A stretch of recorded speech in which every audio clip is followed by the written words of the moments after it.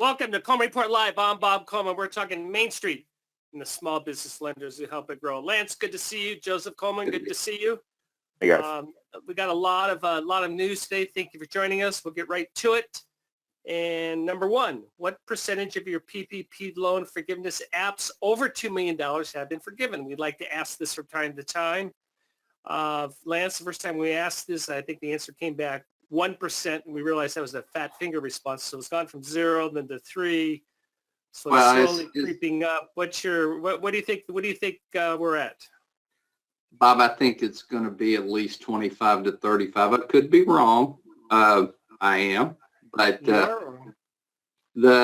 I was on a call with SBA the other day. Their leadership is committed to getting the $2 million plus forgiveness out. Right. So, and I'm encouraged. I'm encouraged that over 35% represented a quarter of them, because that's telling me they're getting done. And again, Bob, on the call, SBA is very committed to getting these done. So I think over the next couple of weeks, those numbers are going to rise quite a bit. At what point in time do we resubmit? You and I both have talked to lenders where they say, hey, I submitted it and it went to a black hole and I got nothing, and they're not responding to me. I think resubmitting probably is not the right call, but emailing the appropriate SBA email box and asking about status is, because what happens, Bob, once a forgiveness application is submitted, it's logged as being submitted to SBA and it moves to a particular status. It could be under review, but if a second forgiveness application goes in, once SBA accepts one, they're going to reject that one. They're going to say there's already been an application for forgiveness. Okay, good advice. Do you know that email off the top of your head, or where they can go get it? I don't know. It's PPP Forgiveness at SBA. It's in the forgiveness platform. That's what I wanted to know. Okay. Number two.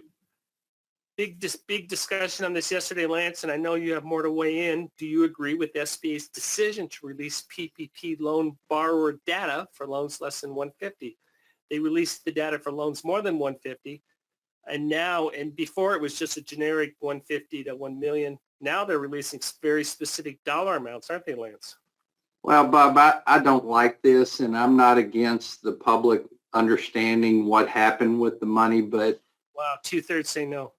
Yeah, we're starting to see, Bob, and I think many of the lenders on the call, you're starting to see people that have nothing to do with the PPP loan looking up their friend's name and figuring out who the borrower is and making phone calls. And it's not that we don't want to identify potential fraud, Bob, but it's clogging up the system, and taking care of legitimate requests and processing forgiveness. If we're getting a call from Chuck, who saw his friend Tim got a PPP loan, and Chuck don't like Tim, so he's calling to try to cause some issues with Tim's PPP loan. But Tim has a pretty nice boat, Lance. Come on. Oh, yeah, exactly, Bob. But I guess my point of the matter is, I think PPP loan data, it's okay for it to be public information, but to give anybody in the country the ability to go to a website, type in somebody's name. Bob, in playing with it, there is a Lance Sexton out there that got a PPP loan. And how much did you get, Lance? I'm sorry? How much did you get?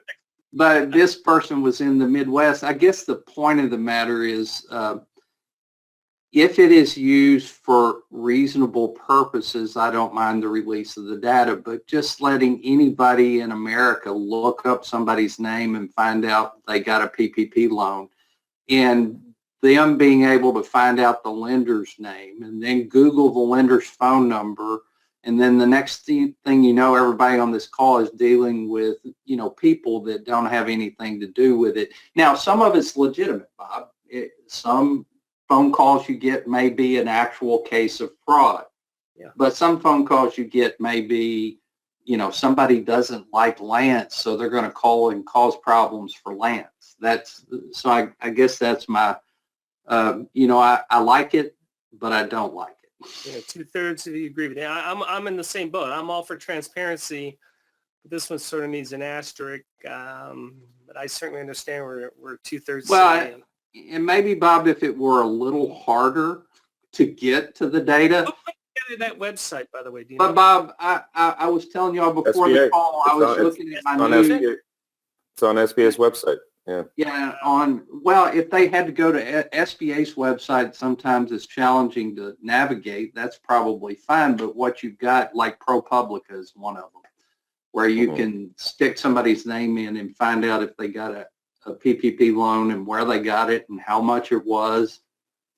And like I said, it does give us the opportunity to elevate some relevant fraud, but it is also causing some service issues in the entire PPP process because, we're getting phone calls from people that have nothing to do with the loan or the borrower.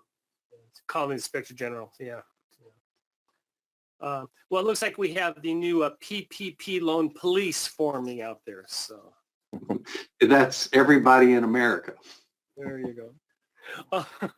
Well, very good. And everyone should know about that. So it's that's out there and be prepared. And Well, and if you're not getting phone, I'm sorry, my stock answer would be, hey, it may be up there, but I'm not talking about anything about any of my clients. I'm sorry. well, and here's the thing, Bob, you can't talk about information related to the client. And the best thing to do, you indicated the correct response, Bob. If somebody calls up and says, Bob got a PPP loan and is fraudulent, then you say, go to the SBA's website and look up the Inspector General and launch your complaint. Yeah, but I'm not. Yeah, we're not going to have this conversation. And move on. Very good. What is the number one closing concern SBA has?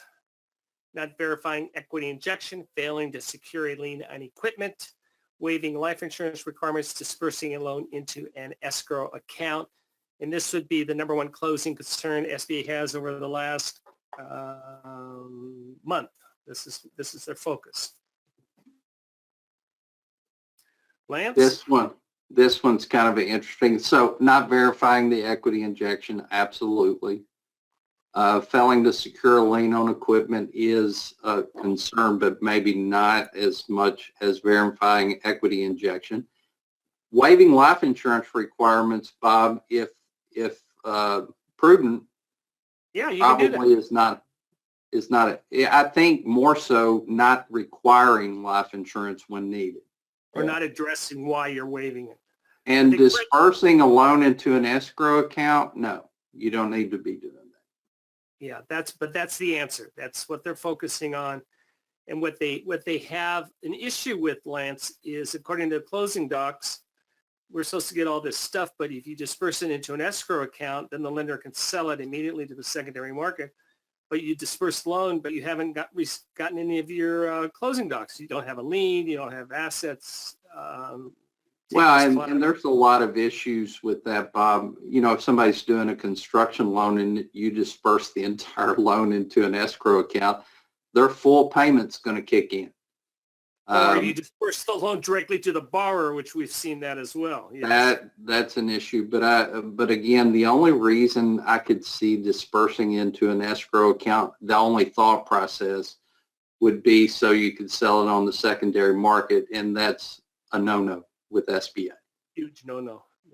So be careful. Anyway, that's a particular emphasis with SBA, which tells me it's not a one-off. There's many lenders that are doing it. If you're doing it, stop and reassess. Joseph, what's going on with the restaurant revitalization?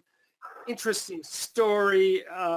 Even though we don't fund those loans directly, it does impact our operations, our borrowers. What's going on? Give us a little backstory on what's going on. Well, the trade groups for the restaurants have backed 3 federal lawsuits that are going after the SBA because of priority lending. People got pushed to the front of the line. So that is the issue, which took the majority of the $28.6 billion. In response, the House and the Senate have introduced a new act that will increase that another $60 billion to replenish the fund. So there's a lot of controversy. They had to rescind close to 3,000 of those applications, and it's an ongoing situation that we're following. Now, did they rescind it, or did they just put everything on hold? I read that they rescinded it, so that's why that's the lawsuits are. That's why it's so controversial right now, because it's just a big mess. So, but there's Senate, there's action on the Hill to go ahead and add more money to meet the demand. Right. We reported a month ago from John Winnick World. John, he said that the demand was going to be so high that I think this is the response that we expected. Yeah. He was right. So Bob, in the good old days, SBA could have a loan program for female entrepreneurs they could pick a particular underserved market and have a specific loan program, and they never got sued. And, in this particular case, they were trying to serve the underserved first, and they got sued and it shut it down. I have mixed emotion on this, Lance. I could argue either way. One hand, the purpose of SBA is to serve underserved markets. We all understand that, and there's because you can do that, and there are other ways to get money. But on the other hand, what's fair? So I could argue on both sides of my mouth in this one, Lance. Well, what they should have done, Bob, is do it on a first come, first served basis. Well, yeah. With a set aside. There you go. For the underserved market. When it first opened up, just let everybody come in on a first come, first served basis, and then had a set aside for those underserved markets. Yeah. Of course, I'm a simple man, Bob. That would have been my solution. Congratulations to, you may have noticed the name. There's a lady out there. Her name is Delaney Sexton. She's our intern for the summer. I don't know if she's related to you, Lance, but if you... I was going to say, when you read... We're always looking for writing interns, good interns. If you have anybody or you're interested, shoot me an email, bob@colemanreport.com. Also, a call for videos. If you have a customer video, 30, 60 seconds, we can cut it here as well, on closing a loan. I love videos where you go out to the customer and you ask them, what do you do? And that's all you have to ask, because entrepreneurs love to talk about their business. What do you do? And that's all you do. And we love it. And you can just film it on this guy. Film it on that. Yeah. We'd love to play those. We want to break that up a little bit more. Real quick, Joseph. Yeah, go ahead, Lance. I was just going to say, it's incredibly fun to read articles about things that you work in and love that are written by your daughter. So it's a lot of fun. Yeah, for the parent, it's fun. I don't know if it's fun for the kids. But we have a no nepotism. We have a not a no nepotism. Yeah, I was going to say there is nepotism. Yeah. And we're proud of it. Okay, shuttered venues. What's going on with that, Joseph? What are the stats? Just a quick update. There's close to 15,000 applications submitted in total, and 7,000 of the applications are in the submitted stage. 5,800 are being reviewed, and close to 1,500, about 10% of the total, have received their grant for $833 million. So 10% of the money's out. Mm-hmm. Okay. And they are the small ones, the small stages, the small venues across the country. So much needed capital for the arts and the music festival stuff. So yeah, I mean, there's movie theaters and all that. The concern we always have, Lance and Joseph, is we're concerned about running out of money. What do the numbers look like? And now this is June 30th, so we're 9 months into the fiscal year, so we got 3 more months. We know the administrator has a 10% authority to increase it, which she will. All she has to do is send a letter to Congress if needed. Are we going to be okay? Are we looking at a holiday, Joseph? What are your numbers telling you? Talking to John Rayosti, he seems to think that we're going to be okay with that 10% authority that the administrator has. So But we're breaking records. Lance can talk about the 7A and 504 record-breaking year this year. So we're monitoring it closely. It's a fascinating, it's crazy time. But I think John is spot on in saying that we should be okay throughout the fiscal year. So just be thankful for the 10% variance that the SBA administrator has, because without that, we probably would run out of money well before the end of the Talk fiscal. about being an adult in the room. That was an adult decision to say, Absolutely. no one in Congress is going to oppose this. Let's give the administrator the ability to do it. Mm-hmm. And if we don't like it, we can always address it, but no one's going to oppose it. Let's skip down. I'm going to talk about this. PPP loans, we got a question, and I apologize. I think it was Paul. Mm-hmm. Are PPP loans considered credit for CRA purposes, Lance? The answer to that... I'll tell you what, Lance. Let's take a step back. Let's assume someone doesn't know what a CRA is. So give me a quick summary of that and then address it. Most financial institutions know the Community Reinvestment Act. Most financial institutions have to go through a process to prove that they're providing funding and services in areas of, lower income areas. Basically what we're talking about, underserved markets. So CRA credits are very important to financial institutions. The regulators certainly ask about and require a lot. And the answer on PPP loans, for PPP loans under $1 million, the answer is yes, they should qualify for CRA credits. That's straight from the FDIC's website. For PPP loans over $1 million, they can qualify if they meet certain requirements. Now, I read those requirements, Bob, and in my simple mind, it looked like it would be very difficult for a PPP loan over $1 million to qualify for CRA credit. But the basic answer is PPP loans under $1 million should qualify. Very good. Any particular thing the lender needs to do to document this? Is this part of their... Bob, most banks will have a CRA officer or a CRA department who will help. Okay. And I'm certain they're getting asked, hey, I need your information. So, Okay.